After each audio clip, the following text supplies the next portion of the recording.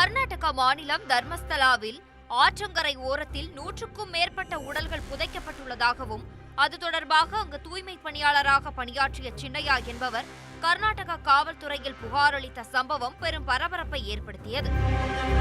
இது தொடர்பாக கர்நாடகாவில் எஸ்ஐடி போலீசார் விசாரணை மேற்கொண்டு உடல்கள் புதைக்கப்பட்டதாக கூறப்பட்ட இடத்தில் தோண்டி பார்த்தபோது சின்னையா பொய் புகார் அளித்ததாக தெரிய வந்ததால் கர்நாடக போலீசார் சின்னையாவை கடந்த 4 தினங்களுக்கு முன்பு கைது செய்தனர்.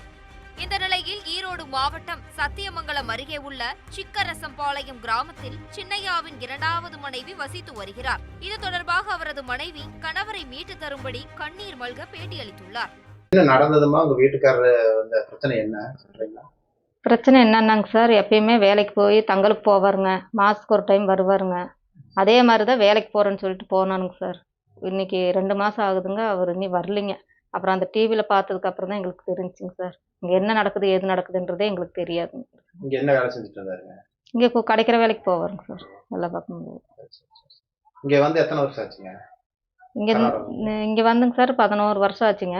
இந்த வீட்டுக்கு வந்து 8 வருஷம் ஆச்சு. நீங்க கல்யாணம் பண்ணி அவர் கூட கர்நாடகாவில் இருந்தீங்களா? ஆமாங்க சார், நேராக தர்மஸ்தலத்துக்கு தான் போனோங்க. எத்தனை வருஷம் அங்கே குடியிருந்தீங்க அவர் கூட? அவர் கூட வந்து நான் போய் இருந்தது வந்து ஒரு 7 வருஷம் இருந்திருக்கேங்க. 6 வருஷம் 7 வருஷம். அங்கிருந்து ஏன் இங்க வந்தீங்க அங்க வேலையை விட்டுட்டு? இல்லைங்க சார், அங்கே திடீர்னு இவரு சரி போகலாம் அப்படின்னாருங்க. அப்புறம் அதுக்குள்ள சரி அப்படின்ட்டு நானும் வந்துட்டேன். டைம் வேற எதுவும் காரணம் எதுவும்? காரணமெல்லாம் எதுவும் இல்லைங்க. இங்க அவர் வந்ததுக்கு அப்புறம் யாராவது கர்நாடகா யாராவது பாக்குறதுக்கு யாராவது வந்தாங்க? இல்லைங்க சார், யாரும் வரல. புது நபர்கள் யாரும்? இல்லைங்க சார், யாரும் வரல. அந்த மாதிரிலாம் யாரும் வரல. இப்ப அந்த அவரு வந்து கிறிஸ்டியன்ல சேர்ந்திருக்கிறாரா? அந்த மாதிரி எதுவும் இல்லையா? அந்த மாதிரிலாம் எதுவுமே இல்லைங்க சார். நானே இப்போ டிவியில தான் பார்த்தேங்க, எதுக்கு இந்த மாதிரி சொல்றாங்க அப்படின்றது எனக்கே தெரியலைங்க சார். இப்போ இந்த 2 மாசத்துக்கு முன்னாடி அவருக்கு ஏதாவது அடிக்கடி போன் வருது அந்த மாதிரி ஏதாவது? இல்லைங்க சார், அந்த மாதிரிலாம் எதுவும் இல்லை. அந்த மாதிரிலாம் புது நபர்கள் யாரும் வந்து பாருங்க. இங்க வீட்டுக்கெல்லாம் யாரும் புது நபர்கள் வரல சார். யாரும் வரல. இப்ப நீங்க வந்து கவர்மெண்ட்டுக்கு என்ன கேட்க விரும்புறீங்க? கவர்மெண்ட்டுக்கு என்ன கேட்க விரும்புறேன்னா சார், தயவு செஞ்சு அவர் தப்பு பண்ணாரோ தப்பு பண்ணலையோன்றது எங்களுக்கு தெரியாதுங்க சார். வேலைக்கு போறேன்னு தான் போனாருங்க சார். ஆனா அவர் அந்த மாதிரி தப்பு செய்ய மாட்டேன்ற ஒரு நம்பிக்கை எனக்கு இருக்குங்க சார்.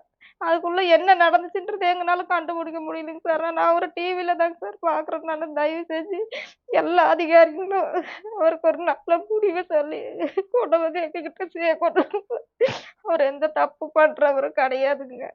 குடிக்கிற பழக்கமோ பீடி குடிக்கிற பழக்கமும் எந்த ஒரு இது கெட்ட பழக்கமும் அவர்கிட்ட இல்லைங்க சார். நானே இத்தனை வருஷம் 17 வருஷமா என்னை வேலைக்கு எங்கேயும் அனுப்ப மாட்டாருங்க சார். வீட்டில் தான் வச்சு நான் இருக்கிறேங்க. அவர் ஒருத்தர் தான் பாடுபட்டு குடும்பத்தையே பார்க்குறாருங்க சார்.